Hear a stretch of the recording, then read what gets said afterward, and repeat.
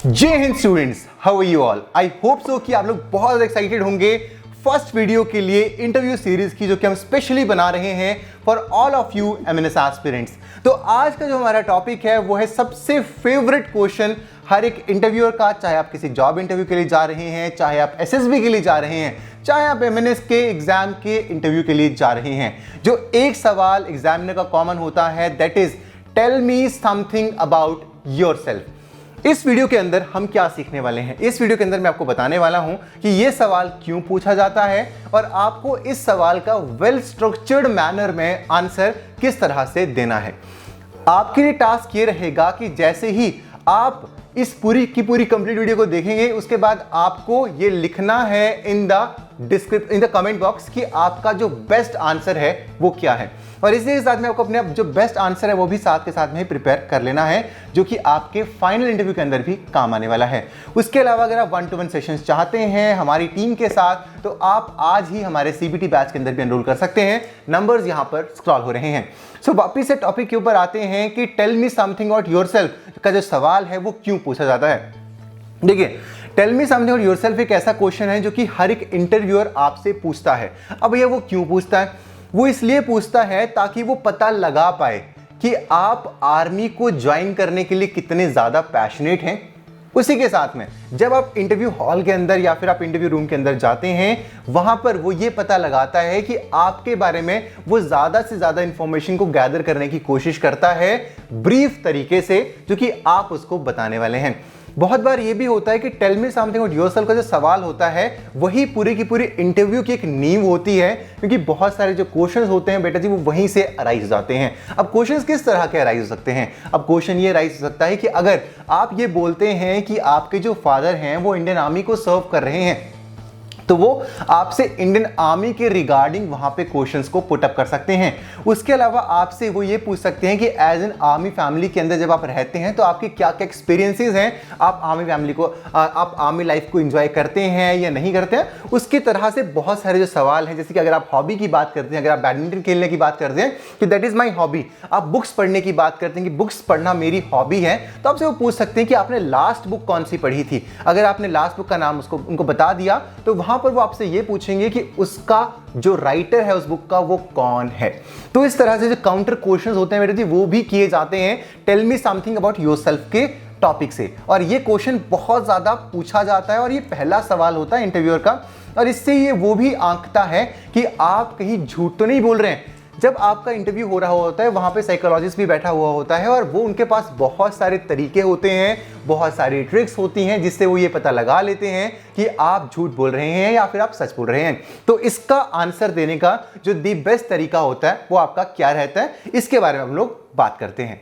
देखिए, first of all the thing that you have to do is pitch yourself. आपको खुद को pitch करना। अभी अब पिच करने का मतलब क्या होता है? अब पिच करने का मतलब यह है कि आपको इंटरव्यूअर को खुद के बारे में बताना है। अब हम खुद के बारे में क्या बताएंगे? हमारे बारे में तो बहुत सारी चीजें हैं। अब हम यहां जाते हैं, वहां जाते हैं, ये हमारे दोस्त हैं, ये हमारे फादर ये करते हैं, हमारी मदर ये करती है, बहुत सारी चीजें हैं बताने के लिए। लेकिन आपको क्या करना है? फर्स्ट ऑफ ऑल पिच के अंदर आपको अपना नाम बताना है कि ये जी मेरा नाम है। अब यहाँ पे काफ़ी सारे बच्चे इस चीज़ के ऊपर भी कंफ्यूज होते हैं कि क्या हमें इंटरव्यू हिंदी में देना चाहिए या फिर इंग्लिश में देना चाहिए। ये हमारी अगली वीडियो का टाइटल होने वाला है, तो आप उसको भी डेफिनेटली देखिएगा। आप इस सीरीज में से कोई भी वीडियो को आप बिल्कुल भी मिस मत करिएगा। देखिए, जैसे ही फर्स्ट ऑफ ऑल आप वहां पर जा रहे होंगे, आप फर्स्ट ऑफ ऑल क्या करेंगे? आप वहां पर पिच कर रहे होंगे इंटरव्यू को, ठीक है।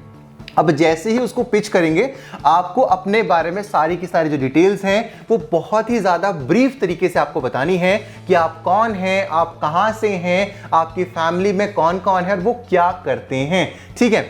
उसके अलावा अगर आप किसी हॉबी के बारे में बताना चाहते हैं आप उसके बारे में बता सकते हैं, लेकिन आपको ध्यान ये रखना है कि आपको बहुत ज्यादा चीजें जो है वो डिस्क्लोज नहीं करनी है, क्योंकि अगर आप बहुत ज्यादा चीजें डिस्क्लोज करेंगे तो वहीं से काउंटर क्वेश्चंस जो होंगे वो आपके सामने निकल कर आ जाएंगे। पिच को आपको बहुत ज्यादा ब्रीफ वे में आपको वहां पर प्रेजेंट करना है, आपको अपने बारे में बहुत ब्रीफ तरीके से बताना है। अब देखिए, जैसे ही आप पिच देंगे ना, उसके बाद अगली चीज ये आ जाएगी कि आपने इस करियर को क्यों चुना है। देखिए, वहां पर वो हर एक कोशिश करेंगे जहां पर आपको ये पता लगाएंगे कि आपने इस करियर को क्यों चुना है।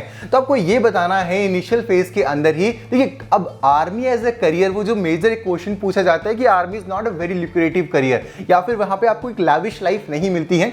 तो आपको ना हर किसी का कहना एक मोटिवेशन होता है, तो वहां पर वो ये कोशिश करते हैं कि वो आपके अंदर की जो जेन्युइननेस है उसको वो बाहर निकाल पाए। क्योंकि देखिए, प्रीवियस इंटरव्यू क्वेश्चंस को रेट कर और खुद जो आंसर्स होते हैं इंटरनेट से देख के बहुत सारे लोग आंसर्स बनाकर चले जाते हैं, लेकिन आपको ये बिल्कुल बहुत अच्छे तरीके से ध्यान रखना है कि आपको जेन्युइन रहना है।